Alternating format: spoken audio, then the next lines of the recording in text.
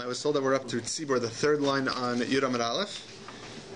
So I guess I gave a disclaimer to the first DAF today. Something that's very important to keep in mind. It's not that this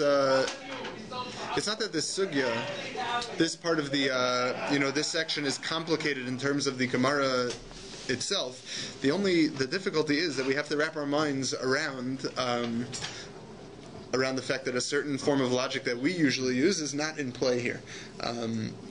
There is, I could demonstrate it as follows. In terms of the halacha, is that if I have a piece of non-kosher meat that is indistinguishable from other pieces of meat, it gets thrown into a mixture of two other pieces of kosher meat, then it all gets mixed up. Midaraisa, biblical law, is that bittul takes place. From the Torah's perspective, one individual could eat all three of those pieces. In other words, the laws of probability are thrown out the window because what's happening is, in terms of physically what's going on, a piece of meat that is shechted properly versus a piece of meat that is not shechted properly, physically in terms of their attributes, they're exactly the same. There is a halachic realm where God says this one's forbidden, this one is permitted. When you have a mixture, God's going to say, the halach is dropped. That bittul takes place. The piece that was not kosher before, it lost that halachic status. If you and I are dealing with something like, let's say, a piece has poison in it, so then you and I would use, our thought about, what would be the wise thing to do. You probably wouldn't eat any of them, first of all. But in any event, there's a realization that what is there physically is still there physically. I just don't know what's what. In terms of halacha, when I don't know something sometimes, bittul takes place and actually transforms the halachic identity of something. So that's important to keep in mind when we go through this. We're going to be talking about situations where, in terms of probability, we seem to be going in a counterintuitive way, direction. But the point is, we're not working in the realm of probability because we're dealing with entities and concepts that can change. Right? That being said, midarabanan, rabbinically, we very often have stringencies that will take into effect the fact that your average person on the street will think of things from a probability perspective. That example I gave of a case of meat before, midarabanan, everybody would say that you shouldn't have one individual eat everything, at least not all at once, all three of those pieces of meat. Right? According to some Rishonim, one of those pieces you would have to throw in the garbage and say, that was the one, that was the problematic one. But that's all derabanan. Midaraisa, all of these pieces are actually kosher entirely. So keep that in mind as we go through the next couple of cases. So we have the third line of Yud Amud Aleph. Tzibur echad shel chametz. I have a pile of chametz. There's no other piles around. This is for sure the pile that I'm dealing with. Ulefanav shtei batim bedukin. I have two houses that are checked, that have been checked for chametz. They are certified. They're clean, at least for now. Va'asa achbar b'shakal, and a mouse came, took one of those pieces of chametz. And v'lo yadinan ilahai al. I'm not sure if it went into this house or that house. It's a given somehow that it went into one of these houses. Let's say it goes into a fenced-in area. There's no way out. It's in one of these houses for sure. I'm not sure which one though. So. That is equivalent in terms of the dynamics of the case to a case of two paths. We're going to describe what that case is shortly, but just another disclaimer. We're going to be going through the next DAF and making a lot of parallels between cases of chametz to cases of doubts about tumah v'tahara. The dynamics are what we're comparing, not necessarily the halacha. And the reason why that is because with the laws of tumah v'tahara, the way I operate in a case of suffix, of doubt, is that in a reshus hayachid, if I'm dealing with tumah that was found in a private area, and by that I don't mean private in the sense of, like, with regards to Hilchos Shabbos, I mean private in the sense of, I think it said it's less than 3 people frequent that area, so then the halacha is l'chumra. We assume the worst in terms of Tumah V'Tahara. In a Reshus Harabim, if it's anything where it's, again, not like 600,000 or anything like that, we're dealing with a populated area by 3 or more people do things there. So then the law is that in the case of Safek of Tumah V'Tahara, I assume Lakula. Because it has nothing to do with whether the question is D'Oraisa or D'Rabanan. It's about what kind of Reshus I am encountering this question about Tumah V'Tahara. When I'm dealing with Chametz, I'm dealing with the realm of Isser V'Heter. And because of that, the rules are as we normally understand. These are the cases we normally come across. In an Isser D'Oraisa, we go L'Chumra, and in an Isser D'Rabanan, we would go L'Kula. So in terms of the halachos, with regard to the comparisons we're going to make, it's not necessarily that they go hand in hand. The only thing we're demonstrating is that the dynamics of the case go hand in hand, and that'll be apparent shortly. So again, we have a case of where a mouse took chametz and he went into for sure one of these houses. I don't know which one though. So that's similar to the case of shnei shevilin, two paths. The Tanan, for we learned in a Mishnah, shnei shevilin, if I have two pathways, echad mehem, echad tameh, ve'echad tahor, one of them is tameh, there's a dead body buried under that road in a way in which you can't pass over that road without going over this dead body. If you went on that road, you're for sure tameh. But and there's another road that's tahor. There's no problems. I don't know which road is which. Somebody goes on one of those roads, and then he works with taros. He starts touching truma, things like that. His friend goes on the other pathway, taros, and he's involved with taros, truma, etc. So, what's the status of these taharos? Rabbi Yehuda says, in nishalu zebif ne'atzmo, ve'zebif ne'atzmo, tahorn. If each one asks their Rav individually, could even be the same Rav, they ask the Shaila, what is the status of my taharos? So we give the answer to both of them, everything is fine. Again, the reason why is because I have a case of a suffix. The suffix was an Ereshus Harabim, so I assume Lakula. In our minds, what's going on? How can that be?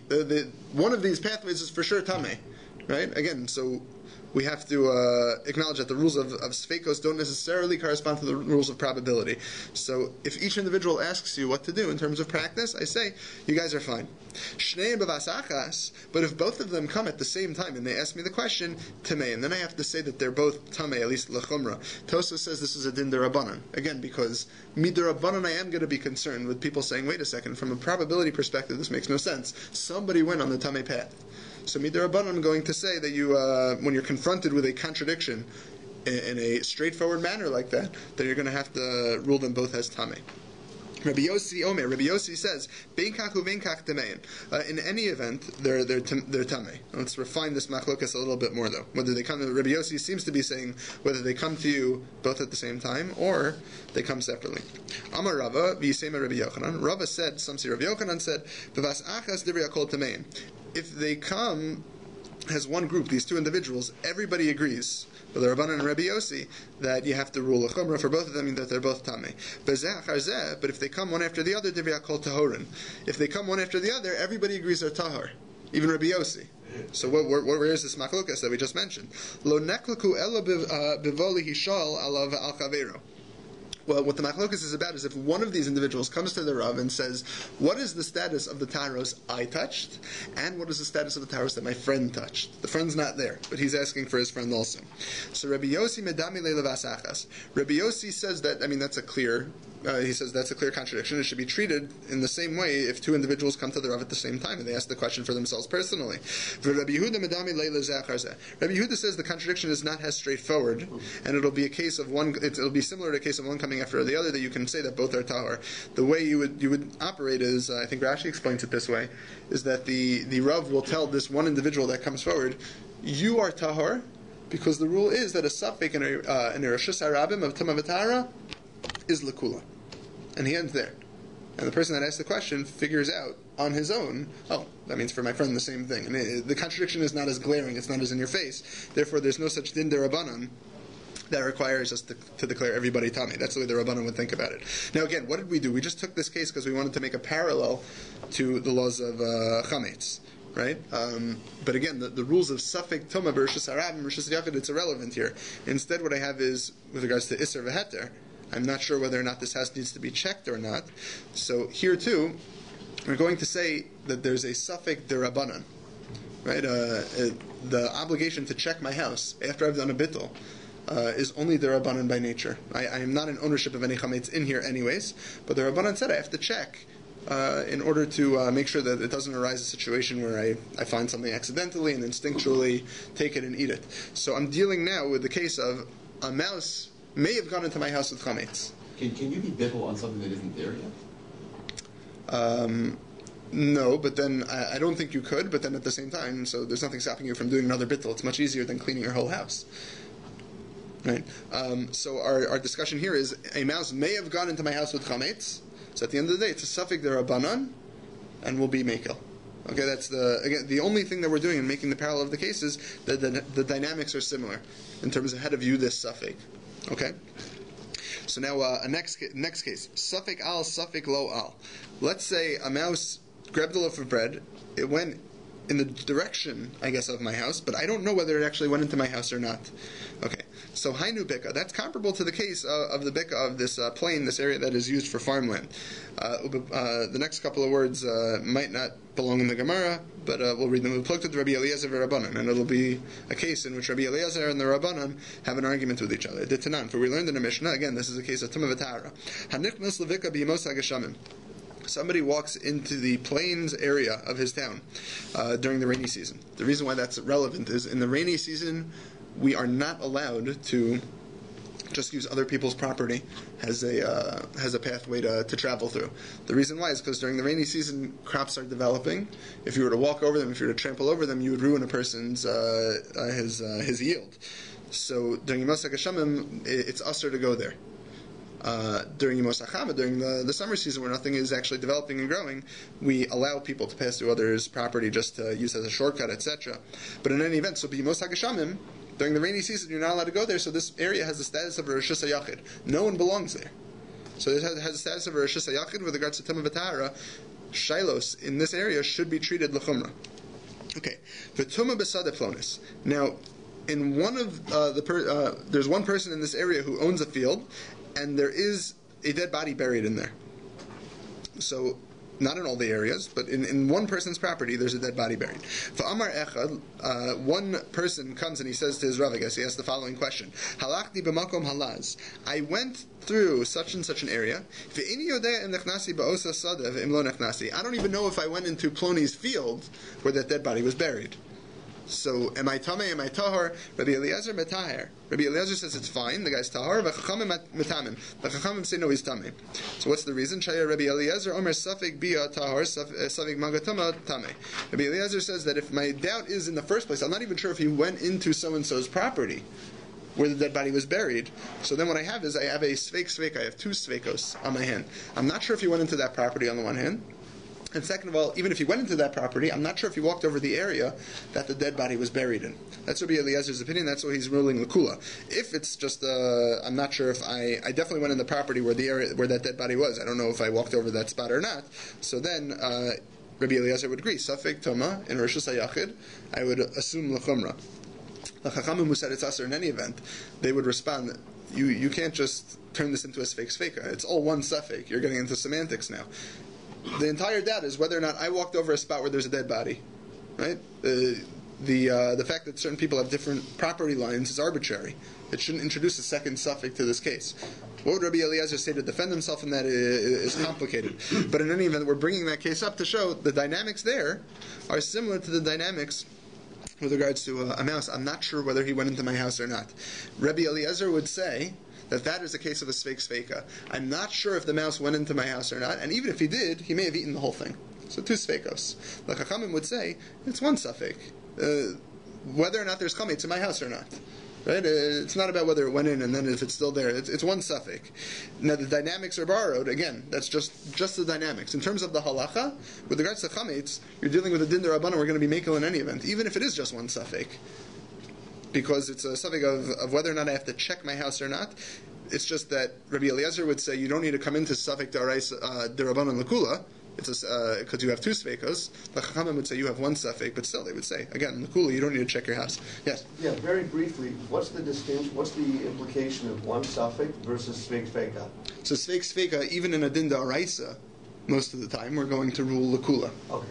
And I guess with regards to Tumah v'Tahara, Rabbi Eliezer would say a sveika also, even though it's in Rishus HaYachid, we would rule L'Kula. But with the suffix deraisa, we would still be chumra, no? If it's a single suffix, one doubt in a din deraisa, I'm going to be machmir. Okay. And if it's a din derabanan, I'm going to be mekel. If I have two levels, two doubts in my mind, so then I would rule L'Kula, even a din deraisa. You said that with chametz midrabanan, but the bedika of chametz midrabanan. Yeah, so we talked about that earlier. I emphasize again, we're talking about the requirement to do bedika. Midaraisa, you're not allowed to un chametz. But you can get rid of that De'oraisa issue by simply doing an act of bittul, by declaring that everything is ownerless. Midirabanan, we require you to also check. So since that's a Derabanan demand, and I'm not sure whether there's coming to my house right now or not, if the mouse took it, so Midirabanan, I'm going to assume Lekula. Even according to the Chachamim, you have only one suffix, it's one suffix, and a Din Derabanan will be Meko. Okay. Next case. Alu badak velo ashkach. Let's say a mouse took bread into my house. I checked my house. I didn't find anything though. I guess we can assume that you did a thorough job. So plukta the Rabbi Meir v'Rabbanan. So that parallels another machlokas between Rabbi Meir and the Rabbanan. The Tanan, we learned in a Mishnah the following. Just a little background. We're jumping in the middle of a case here.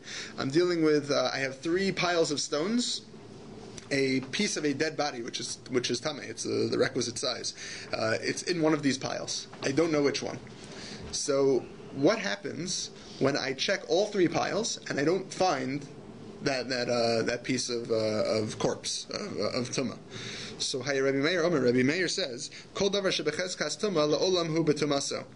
Anytime you have a chazaka of tumah, you know that you had a reason to believe. You saw tumah be introduced into this area. So until you actually see explicitly that the tumah has been extracted, it remains in that chazaka, and you have to assume the worst. You assume that you didn't find it, but it's somewhere in those rocks. Okay. Until you find out exactly where the tumah is. That's Rabbi Meir's opinion. The Chachamim say, you dig, you excavate, you check out those areas until you reach the very bottom, the rock floor, or until you get to untilled soil, you get to an area that has not been touched at all by these rocks, meaning you do a thorough check of all 3. If you don't find it, you can assume that it escaped in some other way. A bird took it, something like that, Rashi says. So again, I'm going to take that case in parallel to the loss of chametz. What happens if I have a house? Again, so a house where I'm not sure if chametz was for sure introduced into there, but I can't find it. I did a check.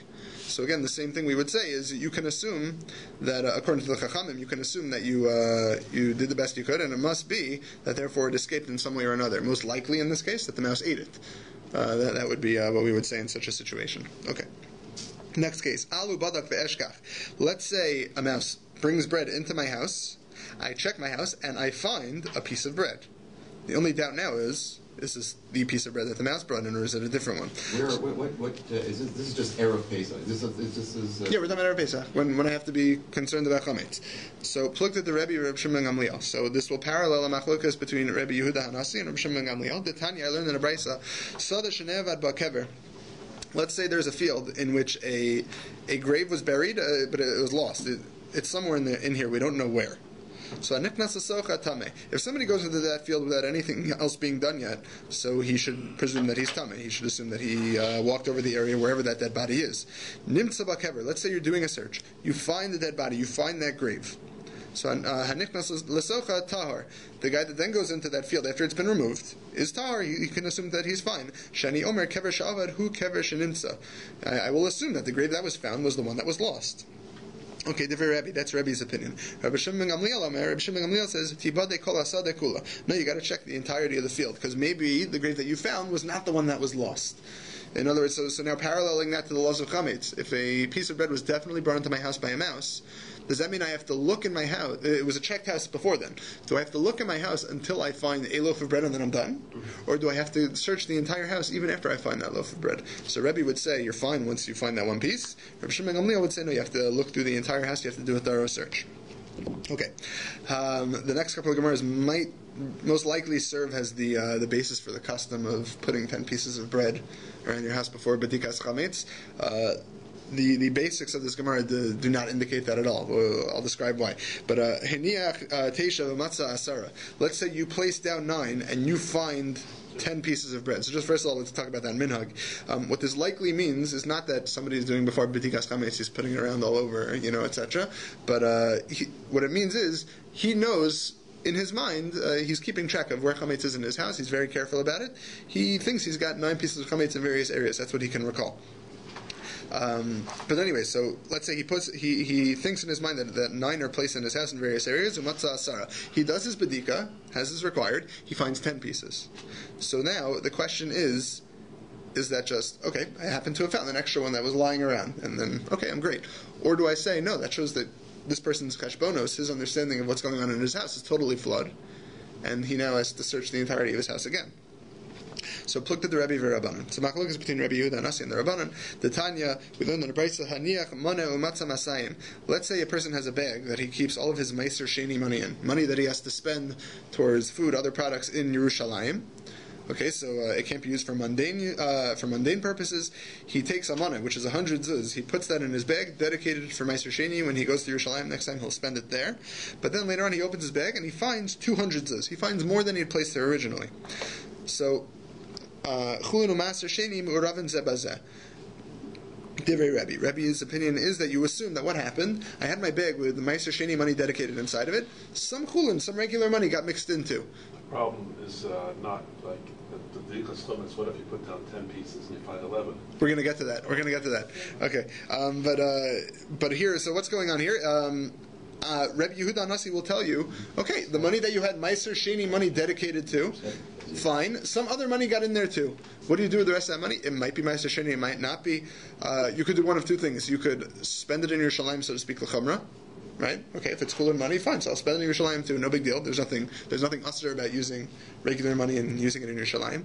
Another possibility, something else you could do, is that you can redeem more meiser sheni produce with whatever money in this bag is not already meiser sheni money. Okay, those are solutions. In any event, Rabbi Yehuda Nasi will tell you there is meiser sheni money in here, and there's also chulin money that got thrown in without you realizing. That's Rabbi's opinion. The Chachamim say hakol chulin. No, you have to assume, or you could assume, I would say here, is that once you find out that there's more money in this bag than you had planned, that you had thought was going on in here, that shows that something drastic happened, or somebody took the money out that was originally in the bag. There's new money in there, you have no idea what's going on, and therefore you can assume that actually everything in that bag is chulin. You could spend it on whatever you want. So again, paralleling that to the laws of chametz, if I find more than I bargained for in terms of the chametz that I thought I had in my house, so if I apply Rebbe's opinion, I would say that, okay, you had chametz that you knew of in your house, more chametz happens to be in your house, and okay, you found that too. Great. The Chachamim would say, no, once there's more than you bargained for, that shows that all your calculations are totally off, and now you have to search the entirety of your house from top to bottom. That would be how we would apply this machlokas to the laws of chametz. Okay, next case, and this could happen in our situations where we place down the 10 pieces. I highly recommend whoever is putting 10 pieces around the house before b'dikas chametz, have them make a list of where everything is, because you don't want to be in a situation where you don't find all of them and now you're wondering where they are. Okay, so haniach asara matzah teisha. Let's say you have placed down 10 pieces of chametz and you only find 9.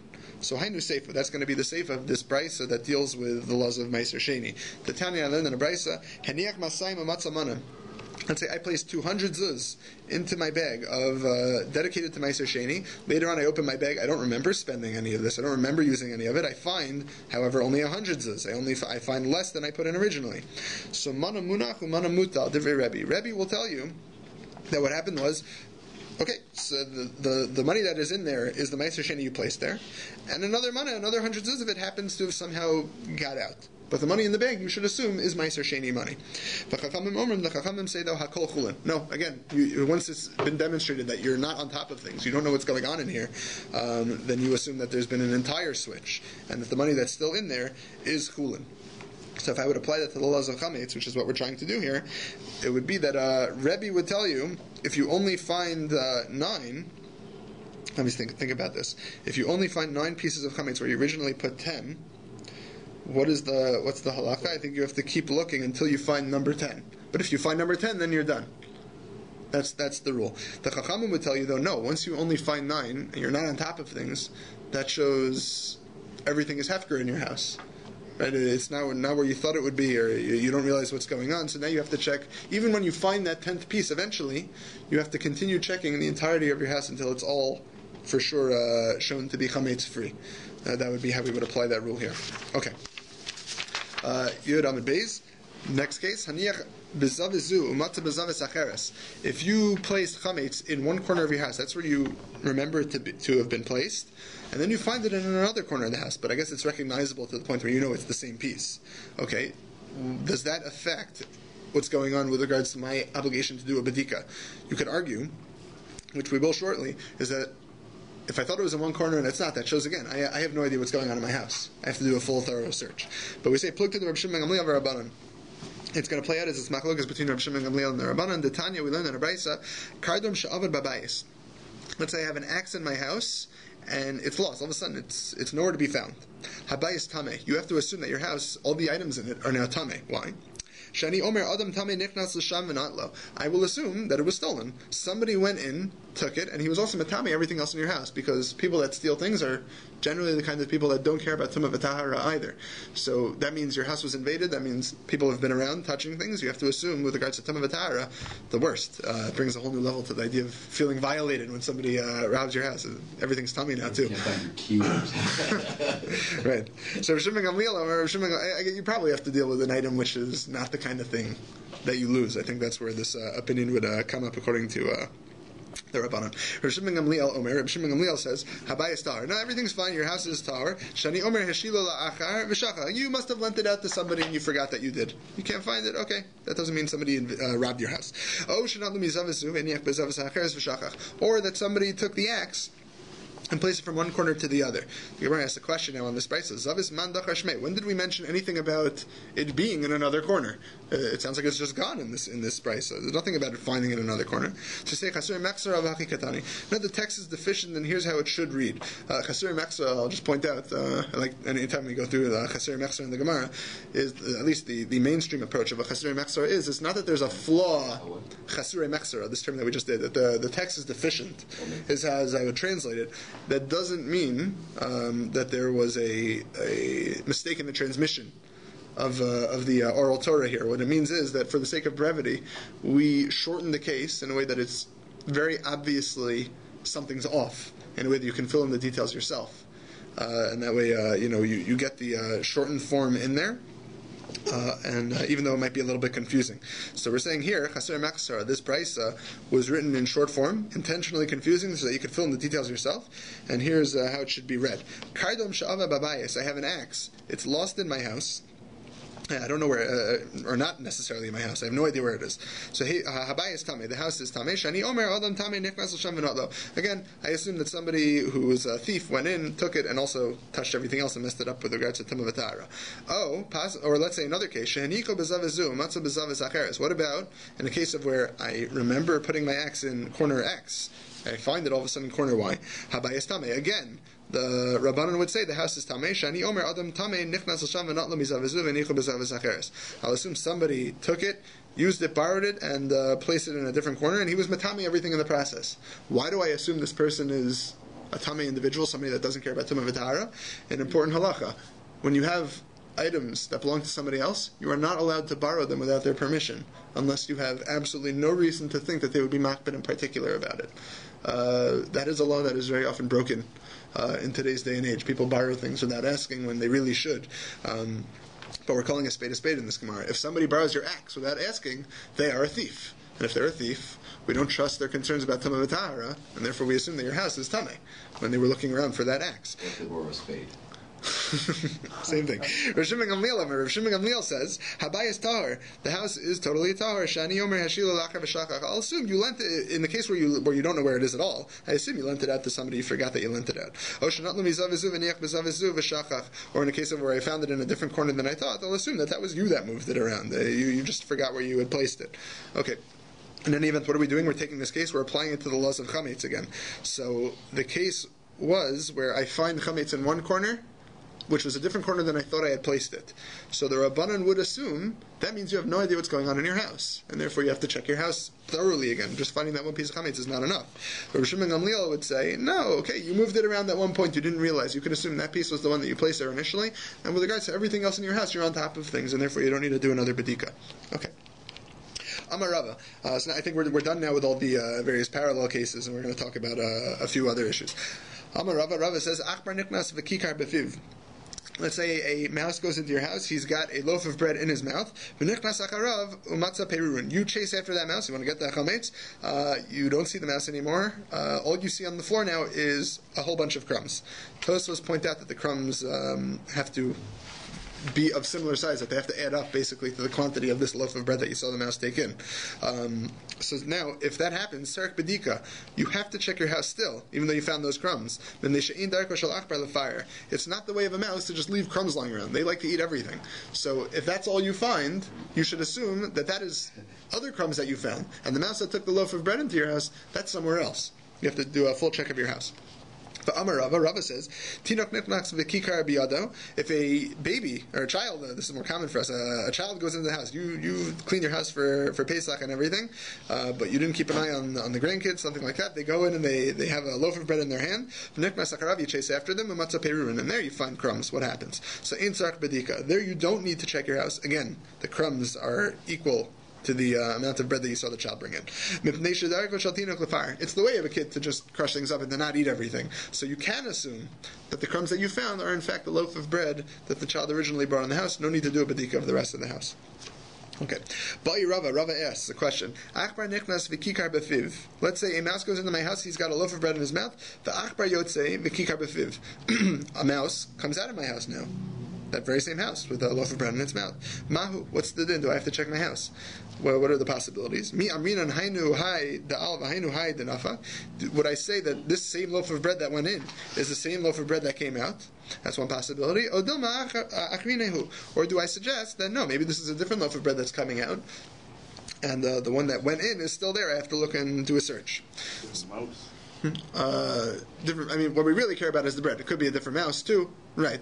Now we say intin selomar hainu haida v'hainu haida nafag, and if you would assume, let's say, if you'll say that the same one that went in is the one that's coming out, right? So now achbar lava nichnas v'kikar b'fiv achbar shachor yotzei v'kikar b'fiv mahu. What happens if a white mouse is the one that brings the loaf in, and a black mouse is the one that I see coming out with the loaf in its mouth? Before we get into the options here, I just want to point out, anytime you have an intin selomar in the Gemara, in terms of the halacha, what that means is I will assume that. When we say intin selomar, and if you will suggest that I could take as a given that it's the same loaf that went in and went out in the white mouse case, right? So then what do I do in a white mouse, black mouse case? What that means is the Gemara is in fact assuming that in the previous case we will make that assumption. La halacha we will. So keep that in mind as we're going through all these intim selomars, that the halacha will be that if I see a mouse go in and a mouse that seems to be the same mouse coming out with a loaf of bread, I will assume that it's the same loaf of bread that went in and went out. I don't need to check my house. But now we're talking about a case of where what happens if a white one goes in with a piece of bread and a black mouse comes out with a piece of bread. So we say, Hai vade achrinahu. Do I say, oh, that's for sure, since it's for sure a different mouse, it's for sure a different loaf of bread, I have to still look through my house? Or perhaps, or maybe I should suggest that the mice had an encounter, they had a conflict, the black one pushed aside the white one, took the bread, and ran with it. And therefore it's the same loaf of bread. And therefore I don't need to check my house. So do I assume it's a different one or not? And if you will assume, if you will tell me, that mice don't take from each other. Not because of some moral code, I imagine, but because it's just we don't assume that happens.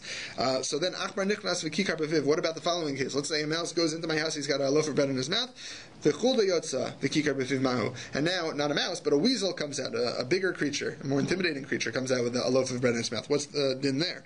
Chulda vadei me'achbar shakalti. Do I say that the following happened, that for sure the weasel took that loaf of bread out of the mouth of the mouse, and it's the same one, I don't need to check my house? Dilma achrinahu. Or should I suggest that no, this is a different loaf of bread that the weasel's taking out. The one that the mouse took is still in there, and I have to do a bedika of my house. The im isa, and what would be the argument that I would pose to support that claim? The im isa de me'achbar shakalte, because if you would tell me that the weasel took the loaf of bread out of the mouse, that there was a fight or something, achbar b'fiyah hava mishtachach. You wouldn't just find the loaf of bread in the weasel's mouth; you would also find the mouse in the weasel's mouth, because the weasel will kill the mouse as well and eat that too. So which way do I go? The intin selomar. Now let's say you take for granted that in isa de me'achbar shakalte achbar b'fiyah hava mishtachach. If you would assume the following, that if the mouse took it in, and the weasel actually fought it, or whatever, that the mouse would also be in the mouth of the weasel, that's what you would find. So now, what about the following case? Again, so just to refresh, anytime we say an intim selomar, that means that is the halacha. So if you find a weasel that comes out of your house in that situation with a mouse with bread in its mouth coming out, you can assume that it's the same loaf of bread. You don't need to do a bedika of your house. But now what about the following? Let's say a mouse goes into my house with a piece of bread. And I find both items, the bread and the mouse, in the mouth of the weasel, but they're separate. Meaning it's not that the weasel has in his mouth a mouse that has in that mouth's mouse, the mouse's mouth, the piece of bread, but it's where the weasel has two separate things in his mouth. What's the din there? Hakavada ihu. Do I again assume that? Okay, it's the same thing. That's what happened. The mouse, the weasel fought the mouse, killed him, took the loaf of bread separately, and took the mouse together. Odilma, or do I suggest that im isa diuniu? If that's the way things had played out, kikar befi achbar mishtachach havabaya shtachuche. I would have. What I should have seen was that the weasel would come out with the mouse in his mouth, and in the mouth of that mouse, a piece of bread. And then I would assume you do have to do a bedika. You would assume, since that's not what I saw, it must be that it was a different mouse that went in with a piece of bread. Odom, or should I assume them a third possibility? Mishum be asusahu nafal v'shakal. It's really, I guess, an elaboration of the first possibility. That I'll say the reason why these things are separate in the weasel's mouth is because the mouse, when it first encountered that weasel, got all afraid, and then it came out of its mouth. They had the fight, and then it took the weasel took them separately. Okay, concerning that last question. The last question of when I have a weasel that takes them out separately, teku. We don't know what the answer is, and even then, so what would be the halacha? Because if it's a suffix derabanan, we would say lakula. You wouldn't have to check your house. But all the other cases, we make the assumptions of the imtim selomars. Okay. Rava asks another question. Kigar b'shmei kora. This is a little bit more practically relevant to us. If I have a loaf of bread that is on one of the high beams of my house, nobody ever goes there. So tzarksum lahorida o ein tzark. Do I have to take my ladder, go up and get it when I'm doing my bedika, or do I not? Can I just leave it there? Now again, keep in mind, midoraisa, my biblical obligation is to not own any chametz, right? So I'm taking care of that through my bittul. Bedika was something that the rabbis required to make sure that you don't encounter chametz in the middle of your house on Pesach and instinctually eat it. This chametz is not something I'm going to encounter. It's up there. So do I say that you have to get rid of it when you find it? So here's the options. Do I say that the Rabbanan who said you have to do a bedika anyways, you have to eliminate chametz from your house, that they didn't bother you so much? They're not going to make you go up and get that. Since it's not resting in your vicinity, you're not going to come and eat it. There's no concern. Or possibly zinin denaf of asi lemikla. Or should I be concerned that it might fall at some point over the course of the holiday and I'll come to eat it? So then I would have to go up on a ladder and get rid of it. The imtim selomar, again, imtim selomar means I will make the following assumption. Lahalacha, and if you were to suggest that zimnan nafal asi l'michla, there are times where it could fall and then you may come to eat it, so you have to get rid of it. So now what about the following case? Kikar bavor, tzarch sum lahalosa o ein tzarch. Let's say I have a case where gravity is on my side now. I have a loaf of bread that is in a deep pit in my house, a pit that I generally don't go into. It's not going to jump up onto my dining room table in the middle of Pesach. Do I have to go down there and get rid of it or not? So do I say do I say that there for sure? I'm not gonna be there. It's not going to be in my vicinity. I don't have to worry about it. Or perhaps, or maybe I should be concerned over the course of Pesach. At some point, for some reason, you will go down to that pit, even though generally you don't, and therefore you would have to go down there and get rid of it. So now, if you will assume the worst, that I am worried about times where you're going to go down there and you're going to come and eat it, and you may come to eat it, so then what about the following case? Kikar b'fi nachash. Let's say I have a dangerous snake in my house, and there's a loaf of bread that it's holding. So tzarech chaver lahotzi o ein tzarech, or ein tzarech. Do I need to hire a chaver, like a snake charmer, somebody to get that snake to give up this loaf of bread, or do I not need to do so? What are the possibilities? Maybe when the rabbi said you have to eliminate chametz from your house, they only meant with regards to your own physical efforts.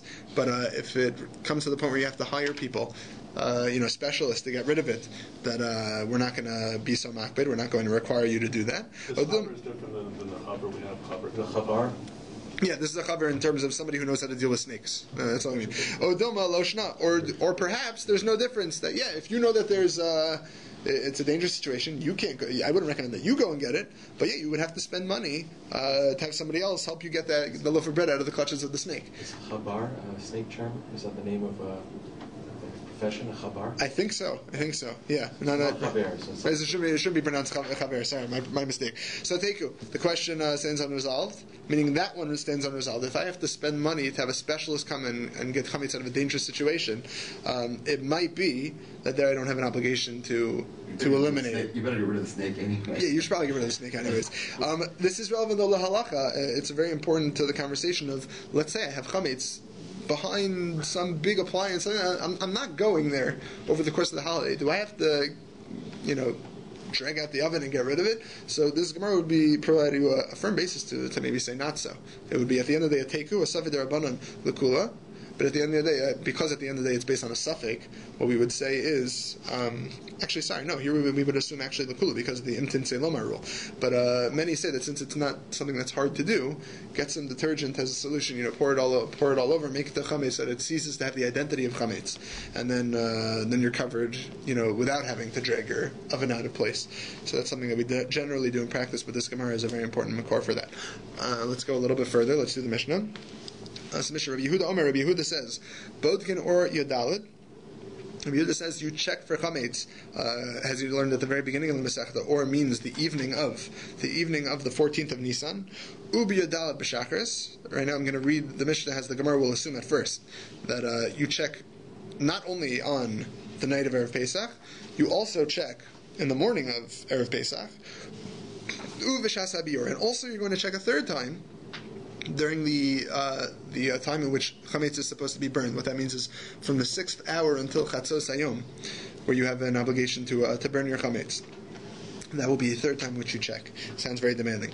The Chachamim say, Lo badak or yodalid. Let's say you should check, as we learned at the beginning of the Masechta, you should check Erev Pesach on the evening. If you did not, though, if you didn't check on the night of the 14th, Yivdok b'yodal. Then you'll check in the morning of the 14th. Lo badak b'yodal. Let's say you didn't check in the morning of the 14th. Yivdok b'soch hamoed. So then check in the middle of the not moed in terms of holiday, moed means time. You check in the middle of the time in which a person is supposed to be eliminating chametz from his house. That's 6th hour. Lo badak b'soch hamoed. Let's say he didn't check even during that time. It's so then I think it's after chatzos at this point. Yeah. After chatzos. According to Rashi, yeah. So then Yivdok l'achar hamoed. So check afterwards. Umash. Yeah, it's after chatzos. Tosfos is very interesting. I think it's worth.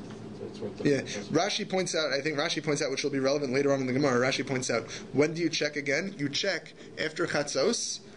But if it's already like Pesach, the holiday has actually started, then you're not checking anymore. That's all this means. There is a point where we say forget it. Okay. The reason why that would be is because if you were to find it on Pesach, we're much more concerned about you instinctually taking it and eating it, even though you're checking. I think the Tosfos is fairly critical on this. What? I think the last Tosfot on the page, I think is important. Okay, well, he talks about this issue about Rashi, but we'll just give over Rashi's pshat right now. Okay, Umashim Mishayer Yanichenu B'tzina. Okay, let's say this is practical for all of us. That which I find during my bedikas chametz, what do I do? What's left with what's left over? Put it in a protected, private place, so that you shouldn't have any situations where later on, where is it? I don't know where it is. I have to do a whole other check. Keep it in a designated location. Okay. The Gemara says, "My time of Rabbi Yehuda." What's Rabbi Yehuda's reasoning? They have to check 3 different times. Rav Chizah, Rabbi Bar Rav Huna, Damri Tarvayu. Both Rav Chizah and Rabbi Bar Rav Huna say, "Keneged shalosh hashvasas Shabbator." They say, yeah, Rabbi Yehuda in fact requires 3 different checkings to correspond to 3 different times where the prohibition of chametz is mentioned in the Torah. Lo yireh lecha chametz, lo yireh lecha saor. Okay, that's one. The chametz should not be seen. And neither should leavening agents. Shivas yamim saor lo yimatze bevatechem. For 7 days, second pasuk, for 7 days you shouldn't find any leavening agents in your houses. And the third pasuk, ach b'yom harishon tashbisus or mibatechem.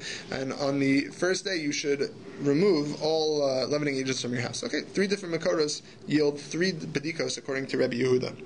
Masiv Rav Yosef. Rav Yosef asks a kasha, a contradictory kasha from a equal level source from a brisa. Rabbi Yehuda says,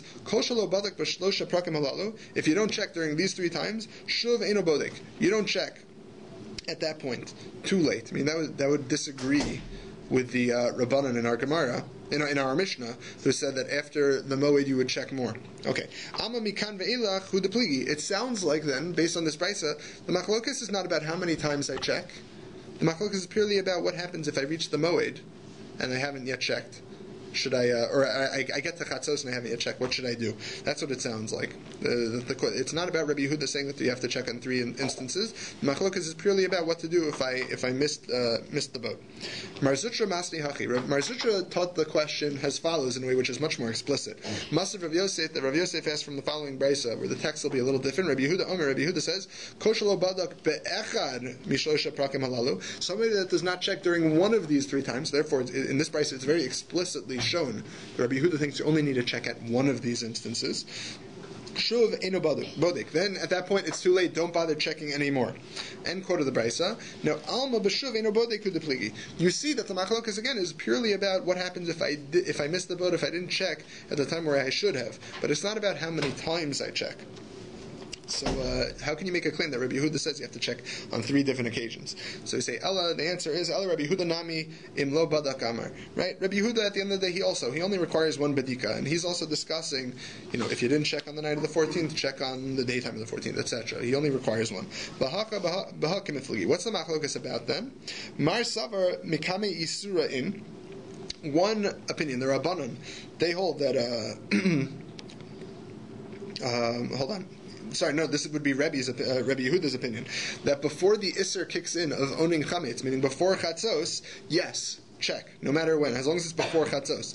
Basar Isura lo Gezerah. But once the Isser kicks in, it might be that the Isser Kares doesn't happen until Pesach proper begins, but it is Asr to own Chametz already at Chatzos Hayom of Erev Pesach, so once that Isser kicks in, you should not check anymore, because it might come that you'll check and you will accidentally eat it.